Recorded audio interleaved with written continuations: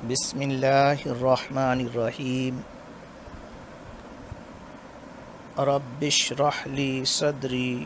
ویسر لی امری واحلل عقدۃ من لسانی یفقہوا قولی۔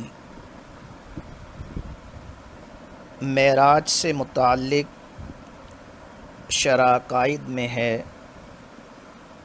والمعراج لرسول اللہ صلی اللہ علیہ وسلم فی الیقظۃ بشخصہ الی السماء ثم الی ما شاء اللہ تعالی من العلا حق، یعنی معراج رسول اللہ صلی اللہ علیہ وسلم کے لیے بیداری میں اپنے جسم اقدس کے ساتھ آسمان تک، پھر ان بلند مقامات تک جہاں تک اللہ نے چاہا حق ہے۔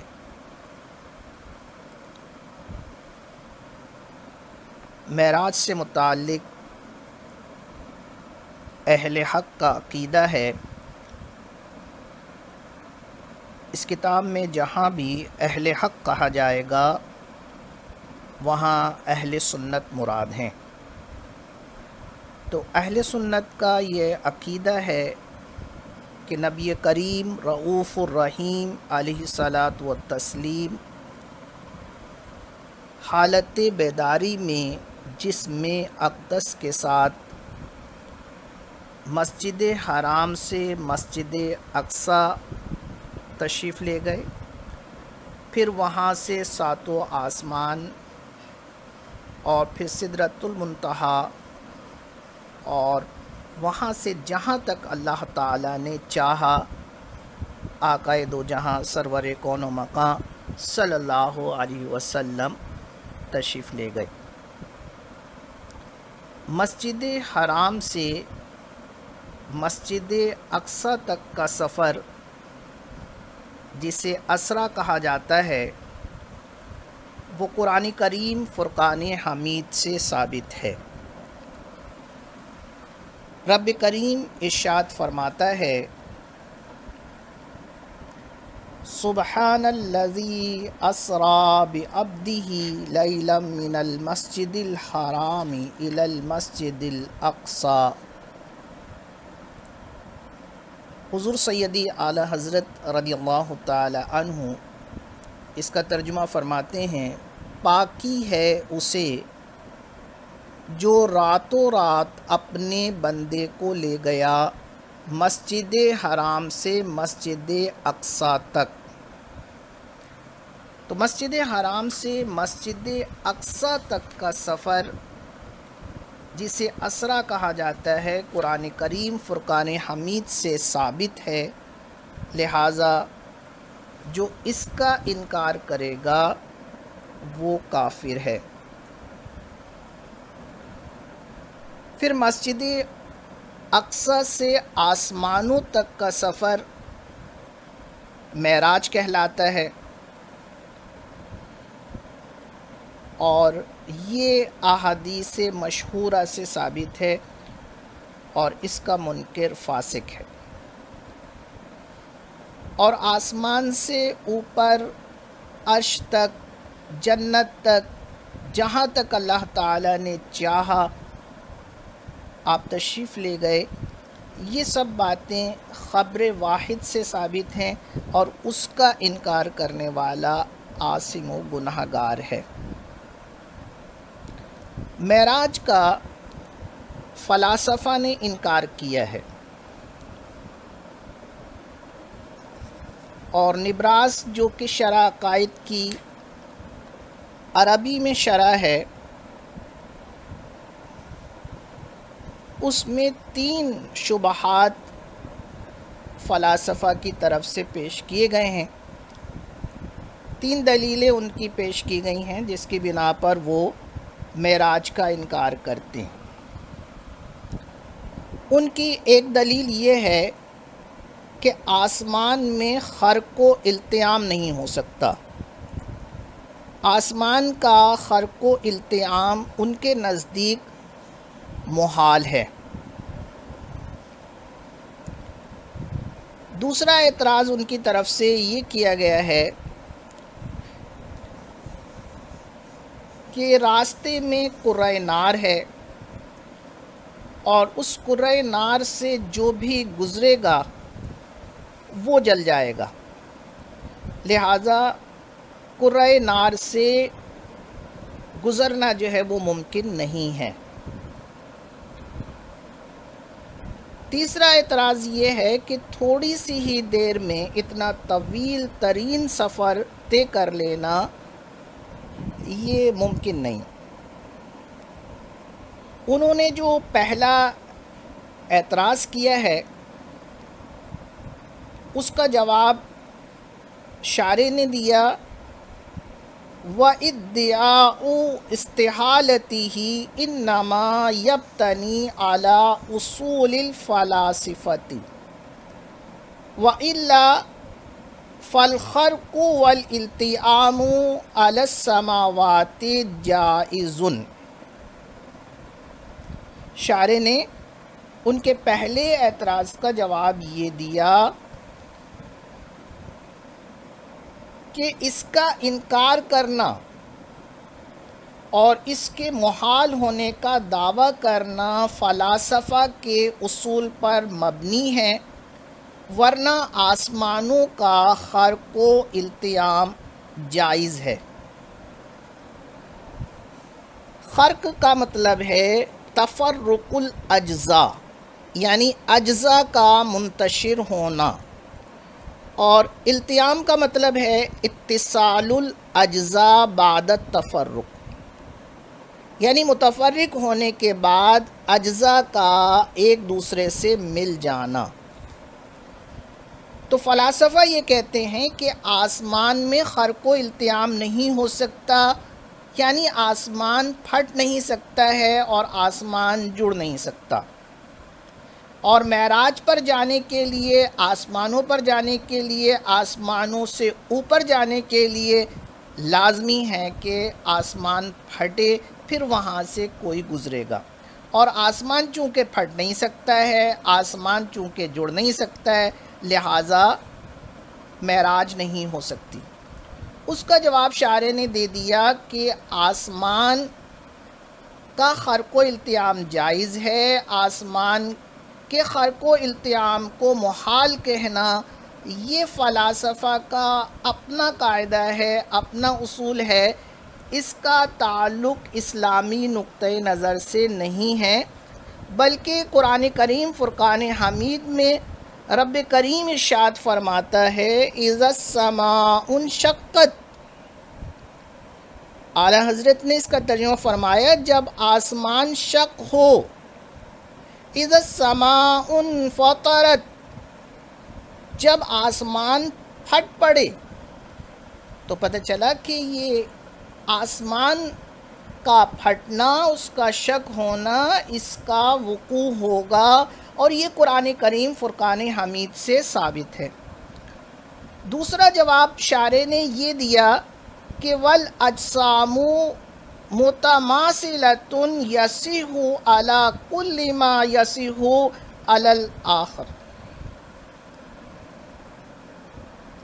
یعنی اجسام آپس میں ایک دوسرے کی مثل ہیں،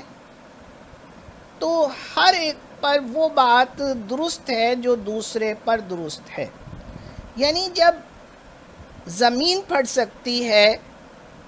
تو آسمان بھی پھٹ سکتا ہے، کیونکہ جسم جو ہیں وہ متماثل ہیں، جو چیز ایک کے لیے صحیح ہے تو وہ دوسرے کے لیے بھی صحیح ہے۔ فلاسفہ نے جو دوسرا اعتراض کیا کہ کرۂ نار ہے اور کرۂ نار سے گزرنا جو ہے وہ ممکن نہیں ہے، اس کا جواب یہ ہے کہ اللہ تعالیٰ قادر ہے۔ جب حضرت ابراہیم علیہ السلام کو آگ میں ڈالا گیا، اس آگ کو کئی دن تک جو ہے وہ بھڑکایا گیا، کئی دن تک جلایا گیا، کئی دنوں تک جو ہے اس کے لیے لکڑیاں جمع کی گئیں۔ وہ ایسی زبردست آگ تھی کہ کوئی اس آگ کے قریب نہیں جا سکتا تھا، اور حضرت ابراہیم علیہ السلام کو دور سے اس میں ڈالا گیا تو رب کریم نے ارشاد فرمایا یا نار کونی بردً وسلاما علی ابراہیم، اے آگ ٹھنڈی اور سلامتی ہو جا ابراہیم علیہ السلام پر۔ تو آگ نے حضرت ابراہیم علیہ السلام کو نہ جلایا۔ تو اللہ تعالیٰ قادر ہے کہ وہ قرۂ نار سے گزار دے اور آگ جو ہے نقصان نہ پہنچائے۔ اور تیسرا ان کا اعتراض کہ آنے واحد میں تھوڑی ہی سی دیر میں طویل ترین سفر کر لینا ممکن نہیں ہے، تو یہ کوئی محال نہیں ہے بلکہ ممکن ہے، خلاف عادت ہے، اور خلاف عادت ہونے کی وجہ سے حضور صلی اللہ علیہ وسلم کا یہ معجزہ ہے۔ تو یہ فلاسفہ کے شبہات کوئی حقیقت نہیں رکھتے، کوئی مضبوط دلیل نہیں ہے ان کی، جبکہ اسلامی نقطۂ نظر سے آسمان میں خرق و التیام ہو سکتا ہے۔ اللہ تعالیٰ قادر ہے کہ قرۂ نار سے گزار دے، وہ چاہے تو آنے واحد میں اتنا طویل ترین سفر جو ہے وہ طے کروا دے۔ معراج کا ذکر کرتے ہوئے ماتن نے فرمایا فی الیقظتی، یعنی حضور صلی اللہ علیہ وسلم کے لیے معراج بیداری میں تو فی الیقظتی ماتن نے اس لیے کہا کہ اس میں اشارہ ہے ان لوگوں کی تردید کی طرف کہ جنہوں نے یہ گمان کیا ہے کہ معراج جو ہے کانا فی المنام، وہ خواب میں تھی، معراج جو ہوئی ہے وہ خواب میں تھی۔ کچھ لوگ ایسے ہیں جو معراج کے منامی ہونے کے، خواب میں ہونے کے قائل ہیں، اور جن لوگوں نے معراج کو منامی قرار دیا ہے، خواب میں قرار دیا ہے، انہوں نے 3 دلیلیں دی ہیں۔ ان کی ایک دلیل، حضرت معاویہ رضی اللہ تعالی عنہ سے جب سوال کیا گیا معراج کے بارے میں تو آپ نے ارشاد فرمایا کانت رؤیا صالحۃ، وہ سچا خواب تھا۔ تو انہوں نے کہا دیکھیے اس کے اندر حضرت معاویہ رضی اللہ تعالی عنہ ارشاد فرما رہے ہیں کہ وہ خواب تھا۔ دوسرا ان کا جو ہے اس بات پر ثبوت پیش کرنا یہ ہے کہ حضرت عائشہ صدیقہ رضی اللہ تعالی عنہا فرماتی ہیں ما فقد جسد محمد علیہ السلام لیلۃ المعراج، یعنی معراج کی رات حضور صلی اللہ علیہ وسلم کا جسم اقدس مفقود نہیں ہوا۔ ما فقدہ کا مطلب ہے ما غابہ، یعنی حضور صلی اللہ علیہ وسلم کا جسم اقدس غائب نہیں ہوا، یعنی حضور صلی اللہ علیہ وسلم کا جسم اقدس موجود تھا، جس کا مطلب یہ ہوا کہ معراج جو ہے وہ خواب میں ہوئی ہے۔ تیسری دلیل قرآن کریم فرقان حمید کی آیت کو پیش کرتے ہیں وَمَا جَعَلْنَا الرُّؤْيَا الَّتِي أَرَيْنَاكَ إِلَّا فِتْنَةً لِلنَّاسِ۔ اعلیٰ حضرت رضی اللہ تعالی عنہ نے اس کا ترجمہ فرمایا اور ہم نے نہ کیا وہ دکھاوا جو تمہیں دکھایا تھا مگر لوگوں کی آزمائش کو۔ جو لوگ معراج کے خواب میں ہونے کے قائل ہیں وہ یہاں پر رؤیا سے استدلال کرتے ہیں کہ دیکھیں یہاں پر بھی رؤیا کا لفظ آیا ہے یعنی خواب۔ شارح نے ان کے تمام اعتراضات کے جواب دیے ہیں۔ انہوں نے پہلا جو اعتراض کیا تھا کہ حضرت معاویہ رضی اللہ تعالی عنہ نے فرمایا کانت رؤیا صالحتن، تو شارح کہتے ہیں بِأَنَّ الْمُرَادَ الرُّؤْيَا بِالْعَيْنِ، یہاں پر رؤیا سے مراد جو ہے خواب نہیں ہے، بلکہ یہاں رؤیا سے مراد رؤیا بالعین ہے۔ اب مطلب یہ ہوگا کہ وہ بہترین نظارہ تھا، وہ بہترین نظارہ تھا۔ دوسرا جو انہوں نے دلیل پیش کی ہے کہ ما فقد جسد محمد صلی اللہ علیہ وسلم لیلۃ المعراج، حضرت عائشہ صدیقہ رضی اللہ تعالی عنہ کا جو فرمان انہوں نے بیان کیا ہے، تو اس کا جواب شارح نے دیا والمعنی ما فقد جسدہ عن الروح بل کان مع روحہ وکان المعراج للروح والجسد جمیعا، یعنی اس حدیث کا مطلب یہ ہے کہ آپ کا جسم اقدس روح سے الگ نہیں ہوا بلکہ روح کے ساتھ تھا، اور معراج روح اور جسم دونوں کو ہوئی ہے، روح اور جسم دونوں کو معراج ہوئی ہے۔ یہ دوسرے ان کی دلیل کا جواب جو ہے شارح نے دے دیا۔ اور یہاں پر یہ بات بھی قابل غور ہے کہ معراج جو ہے وہ 2 مرتبہ ہوئی ہے، ایک مرتبہ حالت بیداری میں ہوئی ہے اور ایک مرتبہ حالت خواب میں ہوئی۔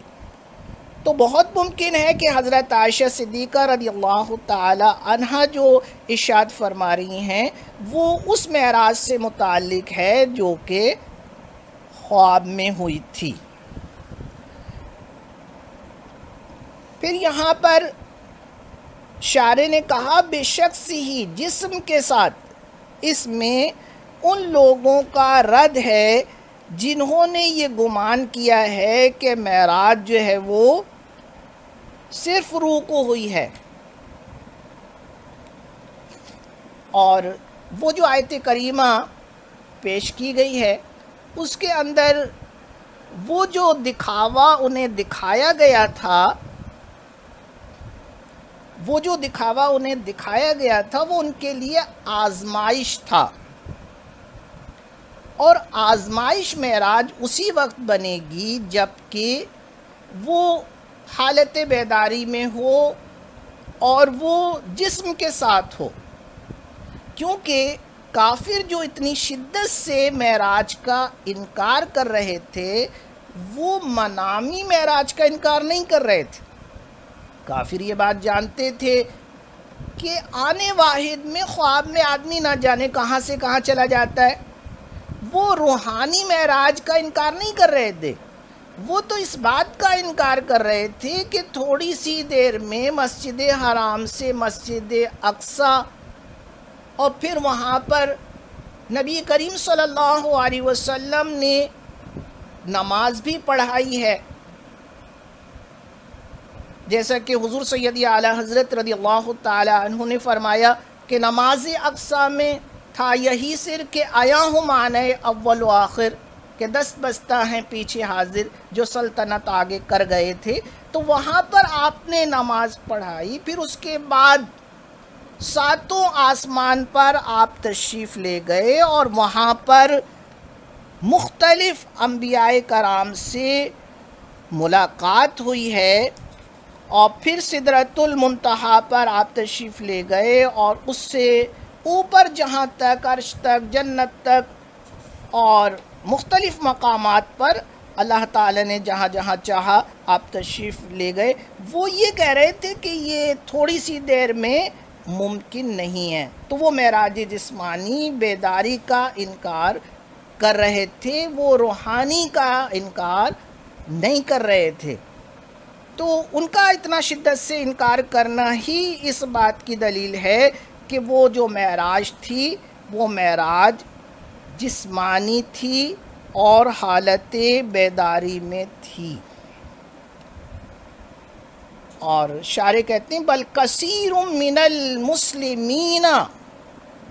قد ارتدوا بسبب ذلك. بل کثیر من المسلمین قد ارتدوا بسبب ذلك، یعنی بلکہ بہت سے مسلمان اس کے سبب مرتد ہو گئے تھے. تو اس سے بھی پتہ چلا کہ معراج جسمانی کی بات ہو رہی تھی، معراج منامی یا روحانی کی بات نہیں تھی. پھر ماتن نے کہا الی السماء، آسمان تک. اس میں رد ہے ان لوگوں کا جنہوں نے کہا کہ معراج حالت بیداری میں ہوئی ہے، لیکن معراج جو ہے مسجد حرام سے مسجد اقصی تک صرف ہوئی ہے، جیسا کہ قرآن کریم فرقان حمید سے ثابت ہے. تو اس کا رد کیا شارح نے، فرمایا کہ مسجد حرام سے مسجد اقصی تک صرف نہیں سفر رہا ہے بلکہ الی السماء، آسمان تک، یعنی حضور آسمانوں پر تشریف لے گئے. پھر ماتن نے جو فرمایا الی ما شاء اللہ تعالی، جہاں تک اللہ تعالیٰ نے چاہا،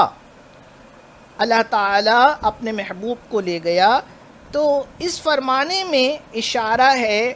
اسلاف کے مختلف اقوال کی طرف، کہ بعض نے کہا کہ معراج جنت تک ہوئی،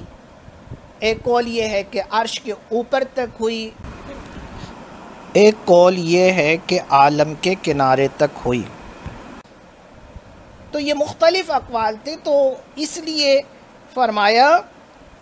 الی ما شاء اللہ تعالی، اللہ تعالیٰ نے جہاں تک چاہا جو ہے وہاں تک اللہ تعالیٰ لے گیا. وما علینا الا البلاغ.